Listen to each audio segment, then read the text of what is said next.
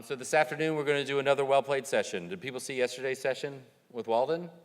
If you missed that and you're not familiar with what well-played is, the idea behind well-played, it's a series of journals, books. We do a lot of stuff live in various venues, is to do a deep dive into an interactive or game-like experience and unpack why does that game work? How does that, what can make it better? And particularly in a stage like this, Games for Change is really interesting, or VR for Change.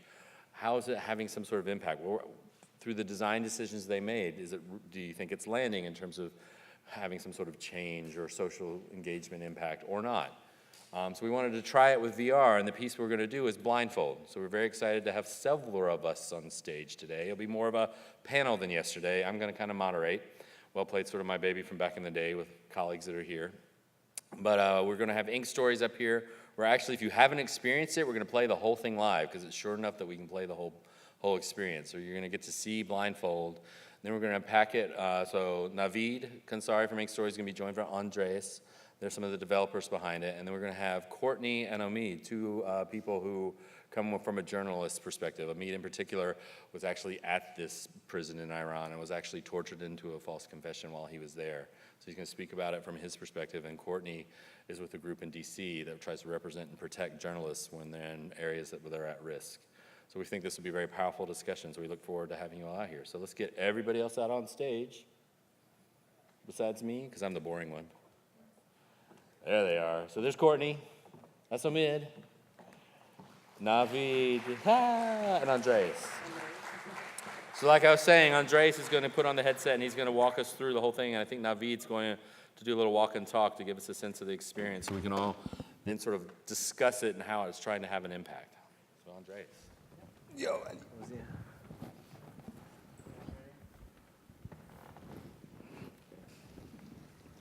want to see it right there. I don't want to be looking over my shoulder. I know.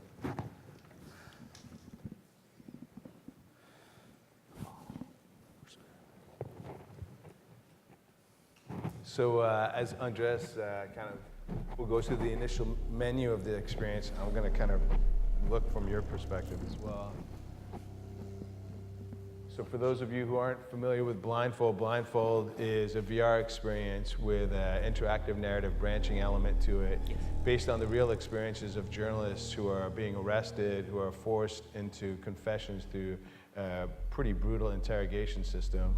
So we reached out to a number of advisors and using what we call the sister project, the 1979 Revolution, brought in these elements so that we could actually push ourselves as developers on the R&D front of how to create seamless branching narrative.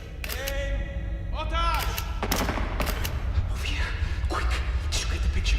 Yes, I got it. That is it! You're under arrest! Can we kill these lights here? Is that possible? On the stage? Thank you.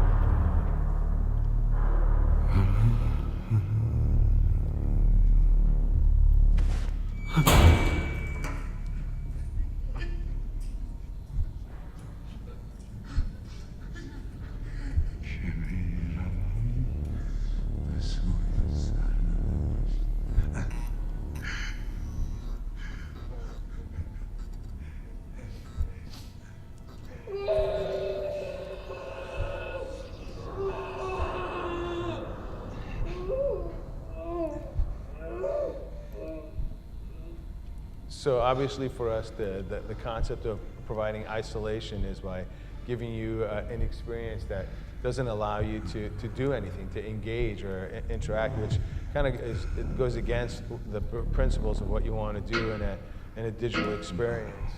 But between the audio and our goal of trying to isolate you, we created this first minute and a half to, especially when you've got the headset on, you feel absolutely isolated, and that's part of the emotional journey.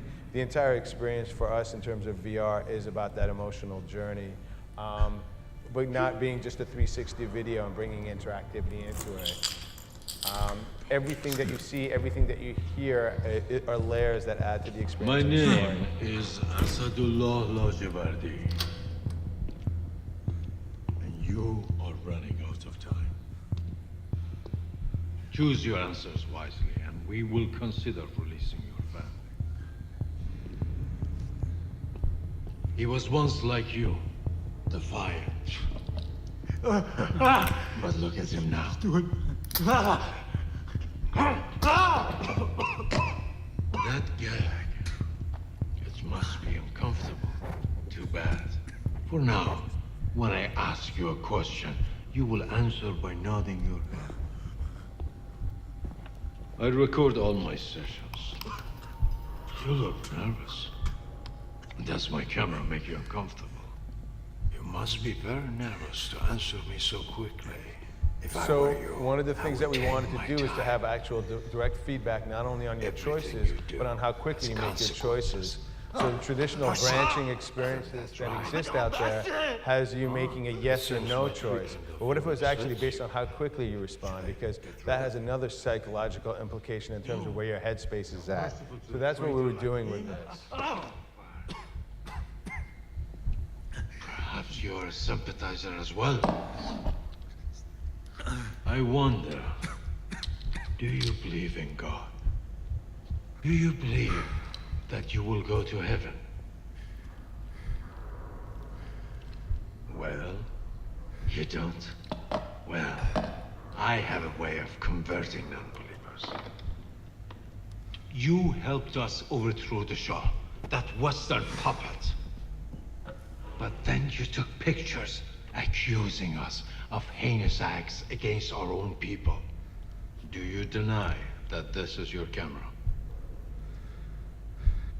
You're lying! We found it hidden in your home, and your mother put up quite a fight. Now, she is here in heaven for rehabilitation. After all, it's the faithful mother who creates the faithful martyr. So the concept in interrogations is always leveraging your family against you. You wanted to bring that in there Did you not based on the use choices your that you're camera making. to attack us? You did. And by doing so, you disgraced our great nation. The Ministry of Intelligence has charged you with treason and determined that you took photos for the foreign press in order to destabilize the Islamic Republic of Iran.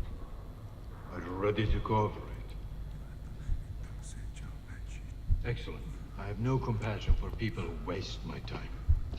So you can see every response that he has, actually, everything that you nod to has a definitive response. The nod makes sense in this world because you're gagged.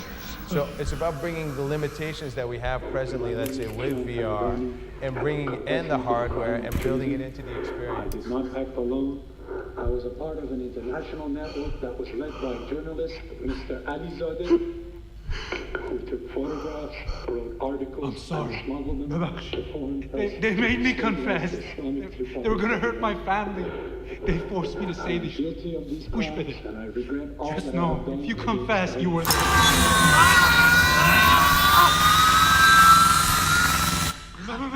And this element of the sound torture that's in there is a common tactic.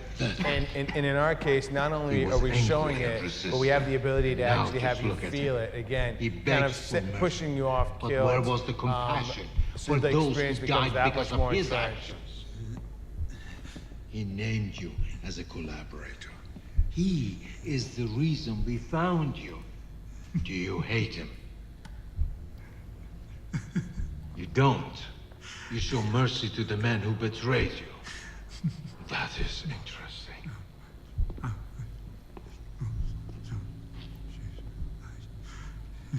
So you'll see a lot of the props, the stuff's on the table, the cameras, at the this. newspaper article, Evin. this picture. These are all You took meant for this you to come to picture your own and gave it to the conclusions foreign because, press, didn't quite you? honestly, like the player, this person might not have convicted any of these supposed, You charges. spread false information to damage the spirit of your own people. An act of treason that only I can save you from. Do you hear me? Now, are you ready to admit your guilt? I thought you were smarter than him. Now tell me the truth and name your collaborators. We already have a witness who has told us everything. Tell him what he wants to hear.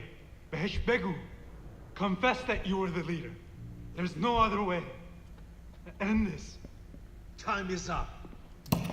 This is what you will do. You will confess to everything. Do you hear me? You will confess to being the leader of these traitors.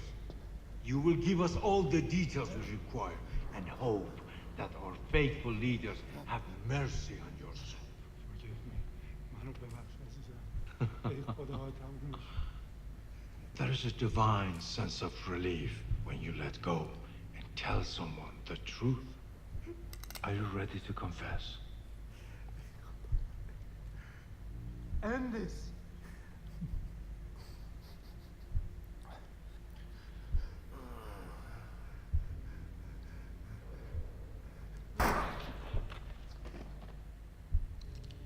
You're a fool. You will die here in heaven.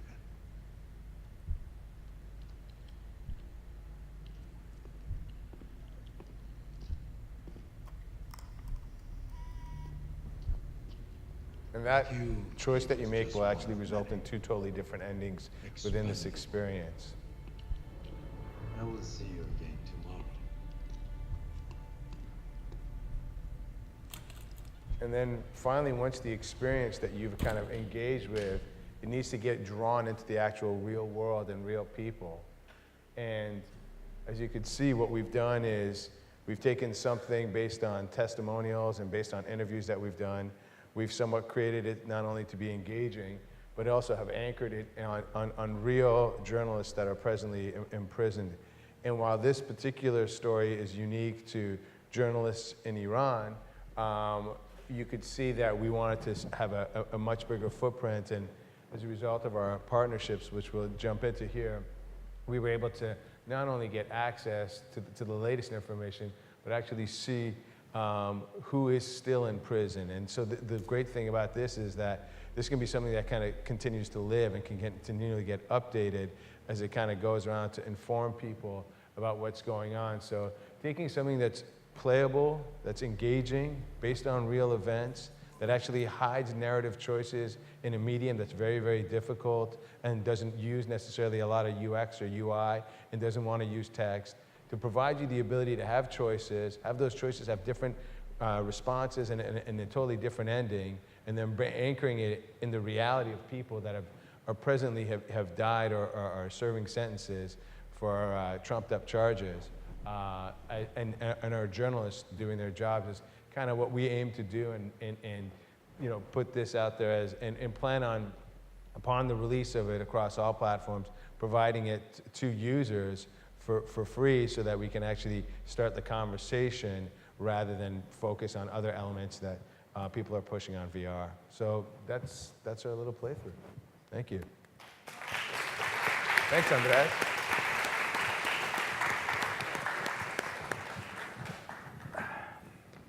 Okay.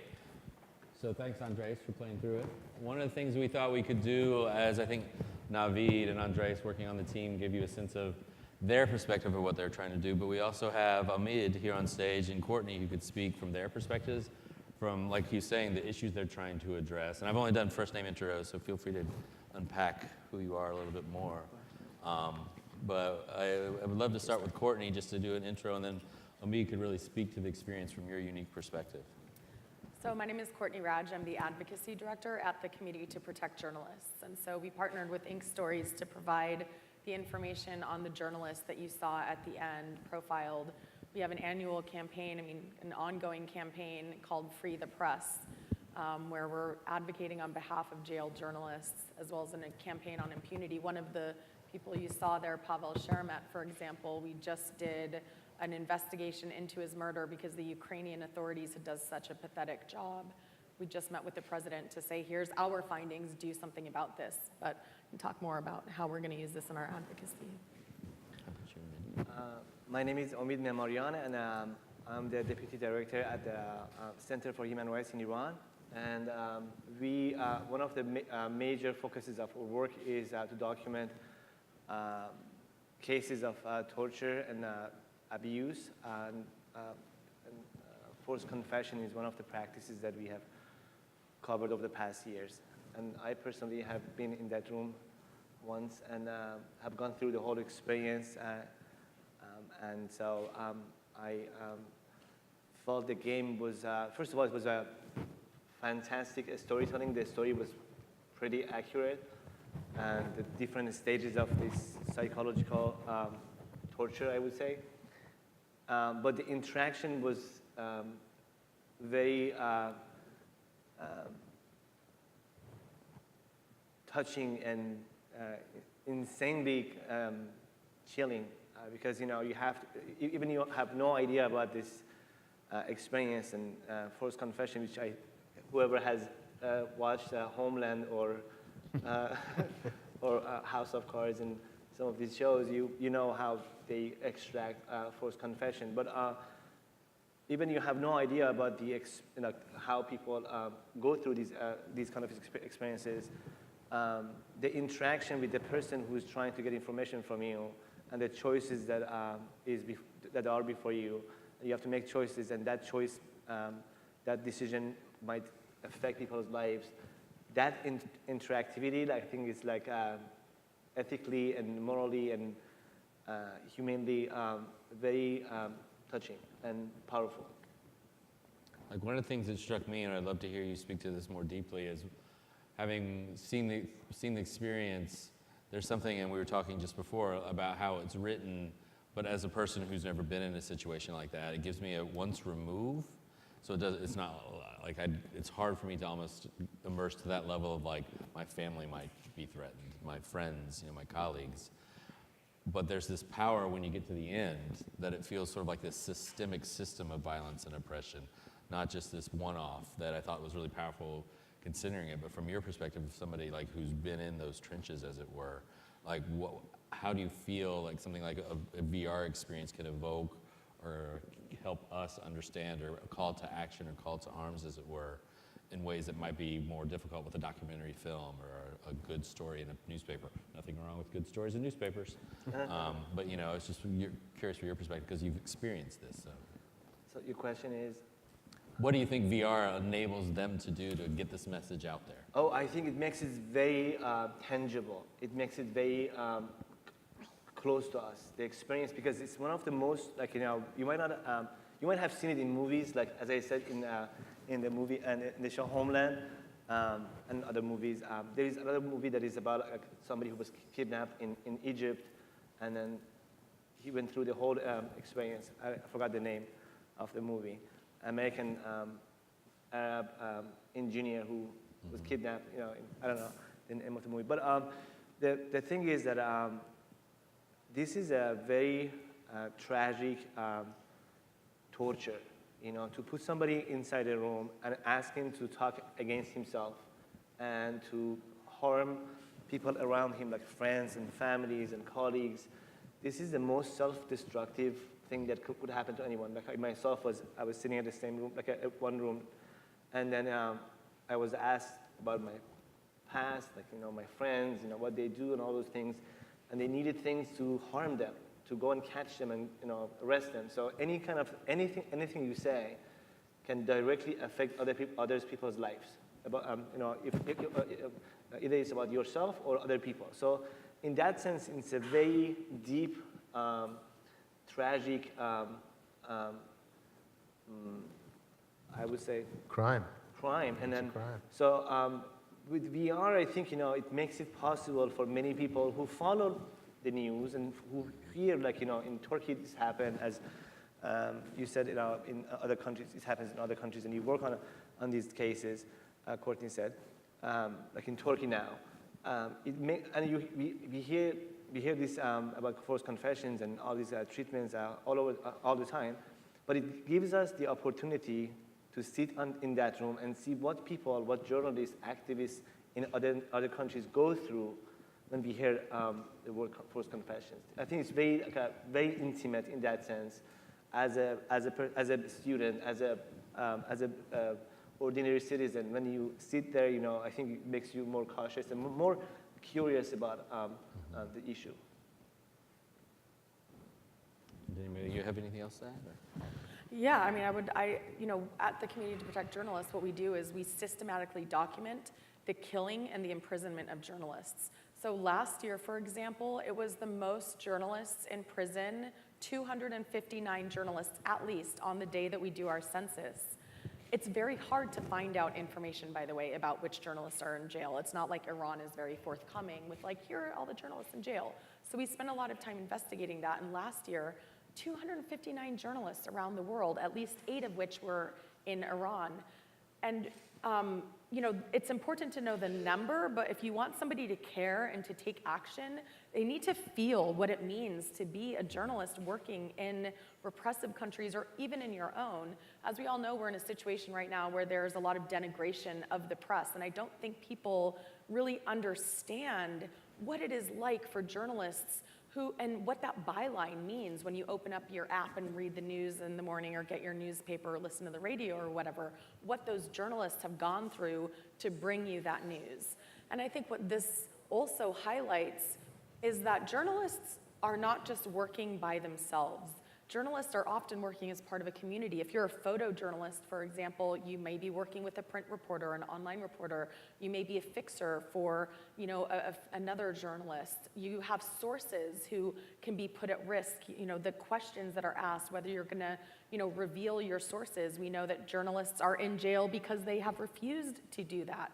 So I think, you know, this type of experience makes it visceral. And it was so interesting because as the advocacy director, you know, my goal is to get people to care about this and to take action.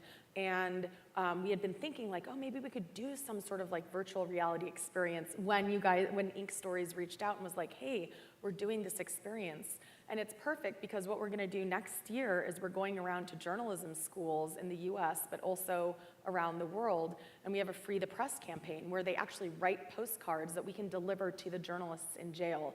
In Turkey, we couldn't deliver it because they wouldn't let us there, so we did it on social media. But we're gonna do that next year, and we wanna bring this with us so that those journalism students will hopefully become not only journalists or PR people or whoever they end up becoming, but they will think about press freedom. They will think about, you know, what people go through to bring the news, and hopefully that will, you know, make us stronger, and we'll actually be able to reduce the numbers of journalists in prison and reduce impunity. 9 out of 10 killers of journalists go free. So there's a lot of work to be done, but I think this sort of visceral experience can hopefully get people engaged so that we can change these horrible statistics. And like just building on that, for people who haven't experienced this directly or haven't really done a lot of VR, part of what's so confusing sometimes is we all just watched it on a screen, and for us it was on screen, but if you're in the headset, you are there. And that's a big, powerful moment of what virtual reality enables. And as Navid was saying, and I'd love to hear you speak to this, in terms of the craft of getting somebody into a situation, like he was mentioning during the playthrough, how like the details in the room that they wanted to get really correct so that it felt like a lived-in space or like a, you know, terribly real space. So those details were important. And one thing I noticed as part of it is that one time when he leaves the room and he opens the door, he let his shadow go into the room. So it gave this huge thing of like, you're somewhere. Like there's a hallway out there and people are like probably just eating lunch or like you're on video. And so it opened up this feeling of hopelessness in a weird way, you know, because it was so claustrophobic in the room, but you know, you're actually in this weird system of oppression that just like that shadow like really underscored for me. And I was curious to think about things that you thought were important to like underscore for the experience. Sure. So, I mean, I think for us, in the previous experience that we had, which is on the opposite end of the spectrum, was that I wound up directing the Resident Evil game and then the Resident Evil VR experience. And in that, though, within the horror genre that exists, I got to learn a lot that I brought to this. You have to, we get caught off guard by the idea of technology and that we're actually ramping things up and they're actually getting more and more complicated in terms of execution and production. But the reality, in my opinion, for a lot of virtual realities, you're still drawing from the core of narrative storytelling. Now, the challenges that exist are far greater when you're doing it based on real people's experiences because you have to stay true to the actual events and you have to stay true spiritually to the reactions that people are gonna have. But it's still about building, you're still doing a piece of theater. You know, everything counts, right down to props that you're putting on the table, because I don't have the ability, like a traditional 2D game, to drop information. I don't have this UI that says, you just did this or you just did that. I don't have, if I make a left or a right, I don't have a confirmation from another character that's saying that. So I think for us, the limitation is what got us excited and drove us towards this kind of content. But, you know, lighting, where the sound comes from, what's actually, you know, aside from the props, the other person that's sitting across from you, the branching elements, all of this stuff is much more of a theatrical piece that needs to kind of play off and kind of trigger one another, and is imperative because, and is important because I know everybody refers to VR as the empathy machine, which is kind of overdone, and as far as I'm concerned, is like, you know, but we have to go beyond 360. We have to go beyond going to places of war, refugee camps, political turmoil, certainly natural environmental turmoil, and just putting a camera there and assuming that that's going to actually generate people's interest and eyeballs. We need to push further, and that push has to come from engagement, interactivity. This is an extension of Games for Change, VR for Change. It's about not only provoking thought, but actually taking it a bit further. We see the way that people are engaging with the news feed on Facebook. We see how we're engaging with social media. It's in our ear 1 second and out the other. If we want to actually make a change, we have to create things that are going to have a far greater impact than a video on Facebook. And interactivity, consequences, I hate to say this, happiness mixed with suffering is what triggers human reaction. And bringing that into an interactive experience in VR, in my opinion, is the key of how we're actually going to be able to create change. 2 cents worth. Just two. Yeah. Like, and another thing I'd like to do, and I'd love to hear from you, and we, like building on the sort of moments you created, I thought of something powerful, and I don't know, has anybody seen the talk that Ralph Latuccio gave on injustice? It's a piece that we did that was somewhat similar, where you got involved and we're trying to be interactive. And there's this moment where it's about racial profiling at a bus stop. And if you engage when the cops show up, they'll pull a taser on you. And you're in 360 video, and I think close to 100% of the people who end up down this route put their hands up, even though they're not there. Because somebody's in your face, you know, with a gun in your face. And I thought similarly, in Blindfold, they did this wonderful thing with how he paces behind you. And with the character across from you, he was hitting him and using the gun as a way to get him, you know, sort of psychologically rack his nerves even more. So at times when he paces behind you and on the screen, it's no big deal, but Andres did a good job. Like, you're like, shit, he's behind me. You know, and you want to know because something could happen you can't see back there, and it's just weird, like it gets the hairs on your neck going. And I was just curious, you know, as you know, speaking to like how that evokes things. I think beyond the political aspect of the Blindfold, it's a very intense human experience. Imagine each of us, we have to go to a room, and then we have to, you know, we face somebody like the interrogator, and as Navid said, you know, what we say has consequences. And I think, you know, we have, I'm not probably in a room, but, you know, we always have, we might have, you know, in our lives, not in that situation, in a political situation, we might have had similar experiences that, you know, somebody's asking us questions and our responses could have consequences, and we acted like in a way that you might feel embarrassed afterward, or you feel happy afterward. So in that sense, you know, I think, you know, it's a very intimate human experience. Forget the political aspect of it, forget that part. I think, you know, it just goes to a different level. In that sense, I think it was very powerful. I saw that. And I tried to, like, as somebody who has been in that room for political reasons, and as a journalist, I was there, and, you know, I had to, my decisions really had huge consequences for my life. I felt that, you know, it opened a door for me to see that, you know, that situation could be repeated, could happen in other circumstances. And so if I was a non-biased audience for this game, I think I would still have enjoyed, as you said, suffering and happiness.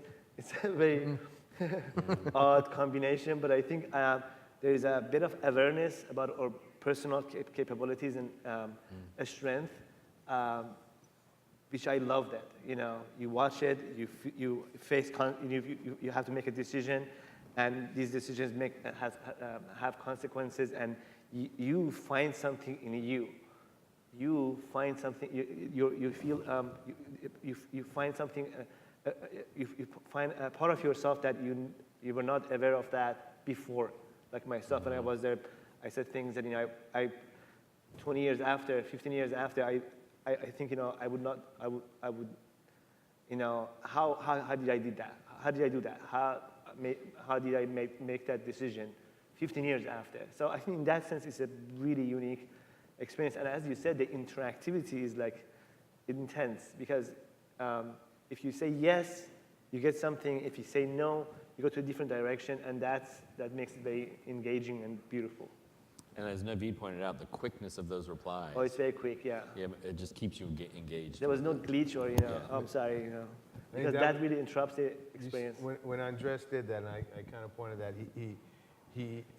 so what we did was we actually created a timer so that if you responded too quickly, it would actually trigger off another line that would be, oh, so you must be very, very sure of what you're saying, and that statement automatically, it's almost like you make a decision because he's asked you to make a decision, and then he puts it back, you know, he throws it back in your face. Well, you made your decision too quick, and I think part of the thing we learned from the interviews that we did was that there was no rhyme or reason sometimes to some of the questioning, that it's this continual process of trying to break down the person to the point where, I mean, I think it's really, like, nobody in this room right now would actually confess to something they haven't done. Like, you would not do that. So imagine how hard you have to be broken, where the repercussions is actually imprisonment for over a decade. It's gonna actually put family, friends, and colleagues in direct crosshairs. So you know, I think like that's the idea that, so this was what was interesting to us in our research, was the process of breaking down to make you confess. And I will say that I was absolutely scared shitless when Omid came to our office to try it. Because, you know, you create something and then you're like, wow, this person actually experienced it. I'm not sure if I'm ready for those two worlds to collide. And I feel extremely responsible for it. And when we spoke about it afterwards, one of the things that Omid said, which I think has probably resonated, and I feel like we've kind of partially, we've done our job, was that Omid had said he always had a tough time trying to explain the forced confession, and to actually have some, like, it's not something you could put words to it. It's such a long and slow kind of fall to that point. Because of the abuse that's taking place, that to have actually something that makes it tangible, it almost like, it's like, try this. And in a weird way, I think that falls in line with kind of what we've done as a studio with 1979. I was sick of trying to explain to people what Iran was like, what Iran is really like, the influence of religion. So I was like, fuck it, let's just make a video game.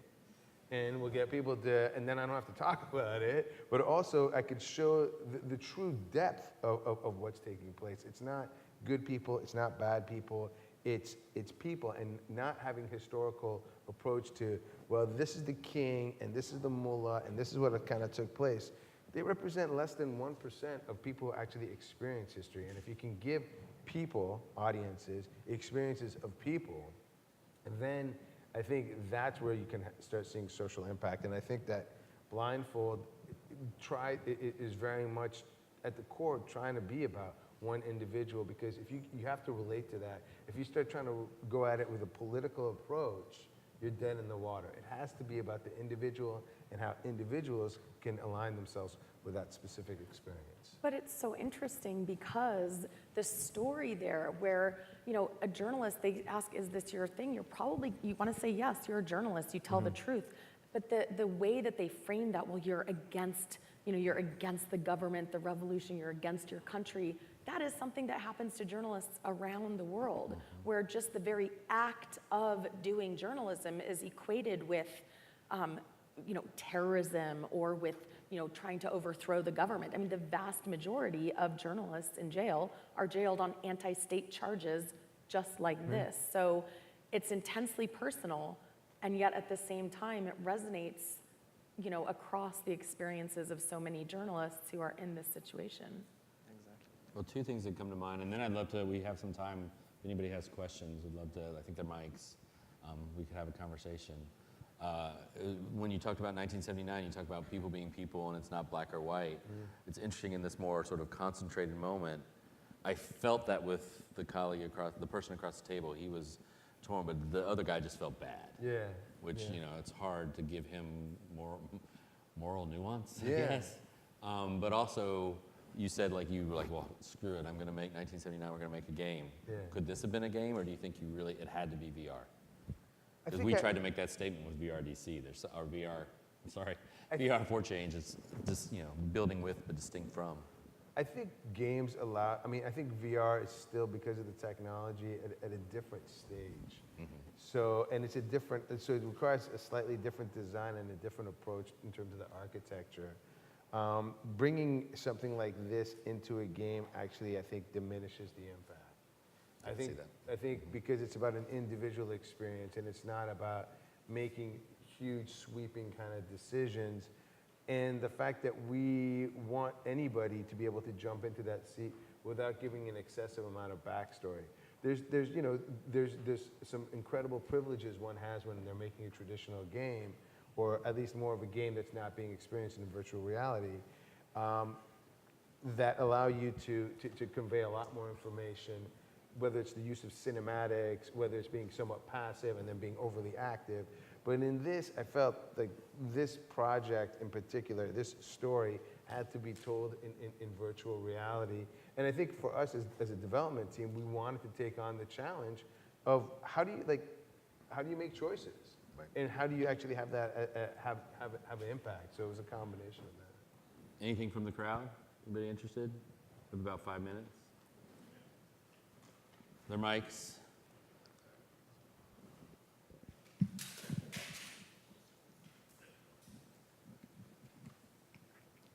Oh, no, really?